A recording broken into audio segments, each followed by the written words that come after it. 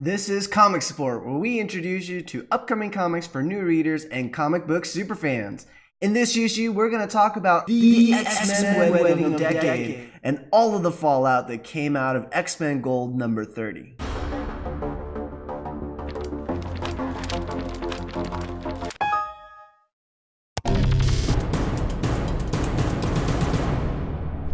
Welcome to Comic Support. I'm Leon Scorpius, and in this issue, we're going to talk about all things X-Men comics. There's been so much big news in the comic universe regards to the X-Men, and in this issue, we're going to talk about the crazy X-Men wedding. There will be tons of wedding issue spoilers ahead, so please go read X-Men Gold number 30 in the link below and come back and watch this video. As always, I want to thank Taymation Studios for bringing this video to you. To catch all of our latest videos, all you have to do is hit subscribe and hit the bell for notifications. If you enjoy this issue and other issues of Comic Support, feel free to give us a like and comment below on what comic books you'll be reading this week. First off, I cannot talk about X-Men comics without diving into what happened this month with the wedding of the decade. I know a lot of people are going to say Batman Catwoman, which I'm sure it's going to be great, but the wedding of the decade was X-Men Gold number 30. We had been leading up to this wedding.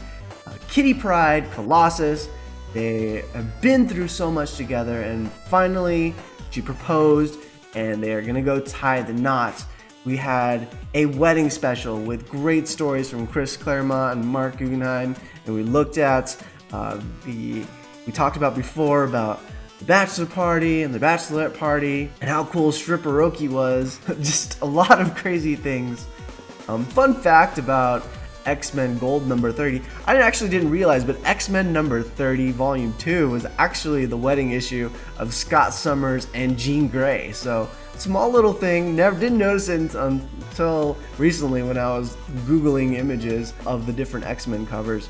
But boy, this comic threw us in a loop. You know, weddings are always something that is very special. The Marvel guys on social media actually put together infographics on what are the odds and what happens in different weddings. And you've read a lot of weddings in comics. You know, there's usually some attack, disaster happens, or the wedding doesn't happen at all, right? I think that one of the last weddings that I read in Marvel Comics was North Star's wedding, which of course happened and was super exciting, and then definitely was a happy moment. But there were also some non-happy weddings. I remember Polaris and Havoc's wedding that, you know, didn't quite turn out the way that it should, and so this one made me nervous, specifically because, again, we had been working up to this wedding with Kitty and Colossus, and they have such a rich history together. And the comic opens up that way as well.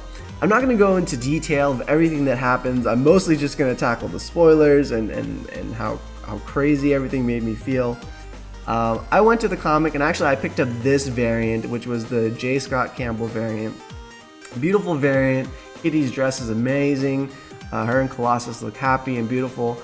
But that was all a farce, because there is a classified variant from J. Scott Campbell, which I also picked up. It's the bag version, and as soon as you open that bag version, it ruins what happens in this comic.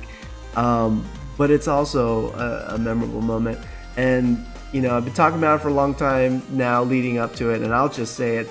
At the end of this comic, you find out that Kitty and Colossus do not get married. And you know, you can say what you want about marriage or the idea of marriage, and of course there's a lot of weight to it. You know, I myself, you know, am married, and I definitely I take it seriously, and I think that that's something that everyone should. And you know, Kitty and Colossus had a moment here where she couldn't go through with it. She actually was phasing, and we should have seen it from the cover.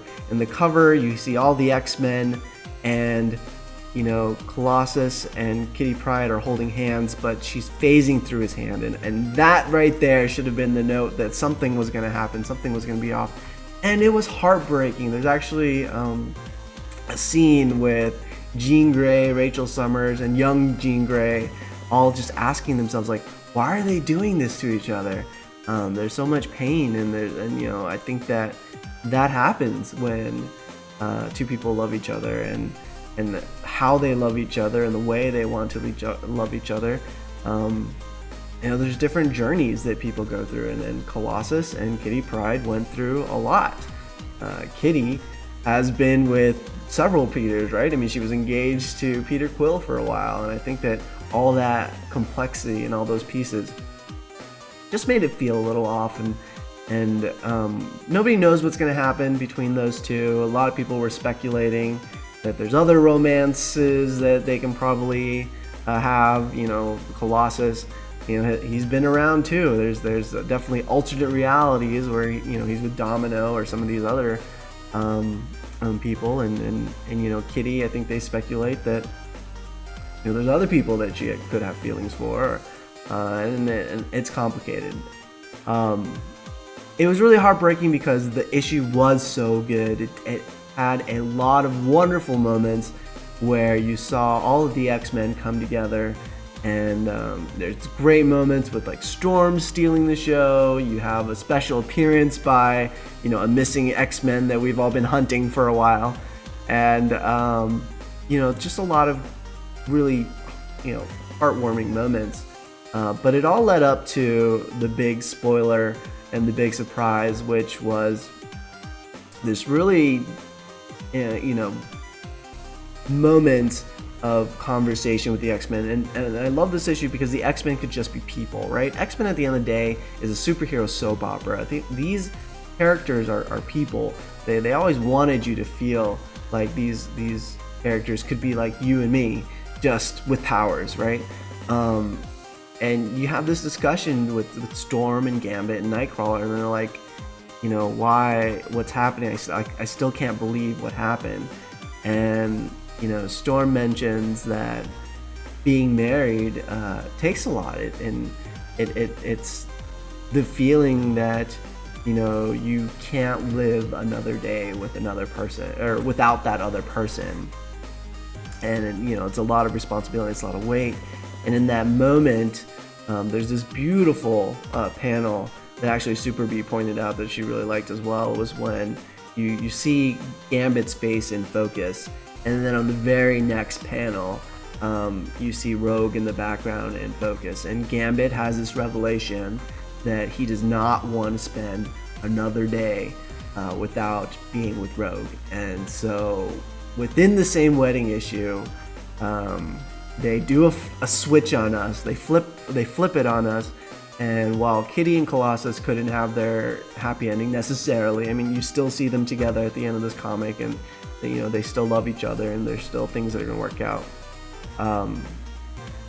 But in that moment, they switch it on us, and Gambit proposes to Rogue, and everything that they've been in, plug to Rogue and Gambit if you didn't read that limited series, but everything they just went through, Rogue says yes. And at the end of this comic, Gambit and Rogue get married, and that is the classified J. Scott Campbell cover that you see.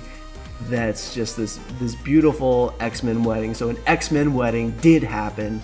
It just wasn't what you were expecting. Such a great moment, such a heartfelt moment, and it also revealed what X-Classified was. I spoke about in the July issues of upcoming comics, that there's this X-Classified, and we find out that it's Mr. and Mrs. X, starring Gambit and Rogue. And so they are a married couple now. They're going to go on some adventures. I think they're going in space. But either way, I'm super excited to see these two finally together. It gave us a little bit of happiness, even within the sadness of you know, another couple not working out. But we'll see what happens. It was just a really emotional issue, really a lot of ups and downs. But at the end of the day, these X-Men are family. They've known each other for such a long time. So many great moments to see all of them. Definitely, I hope you have read it already, because I just spoiled everything. But beautiful. If you haven't read it, go back and take a look. Well, I hope you enjoyed this issue and catching up on all things X-Men comics. Comment below on what you're most excited about this summer with X-Men. You can follow me on Twitter at Leon Scorpius. Don't forget to give us a like and subscribe, and as always, I appreciate your love and support. Keep nerding out with me, and we'll see you next issue. Hey guys, thanks for watching. If you want to watch more from us, click on one of the thumbnails. Don't forget to like, share, and subscribe to keep up to date with our latest shenanigans. Be sure to click the bell for notifications, and check out the description below for a link to our Patreon page. See you next time!